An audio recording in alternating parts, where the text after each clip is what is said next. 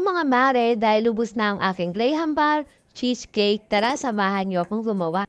So ayun na nga mga mare, nag-prepare lang tayo dito ng 2 can ng creme densada. Kailangan naka-chill siya overnight para pag minutes niyo siya, mag-volume siya. Pwede niyo rin siyang ilagay sa freezer kung nagmamadali naman kayo at talagang pailaman niyo nang gumawa. Basta orasan niyo lang siya, pailaman 2 to 3 hours lang para makuha niyo yung consistent na gusto niyo. So, bali ayan mga mare, tapos na natin siyang i-mix, nag-volume na siya. Then, naglagay lang ako dyan ng isang cheesecake and then hinalo-halo ko hanggang sa mag-mix sila.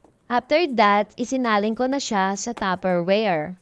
And then, pinantay ko lang siya. Pagtapos, naglagay lang ako dyan ng 2 cheesecake and then nilagyan ko siya ng cheese. Pagkatapos ko siya dyan lagyan ng cheese, ayan, sinaling ko yung aking minix na creme densada. Tapos, pinantay ko lang siya hanggang sa siya ay magpantay. And then, ayan, nilalagay ko na ang graham crackers. Pagkatapos niyan, tapos na. Salamat!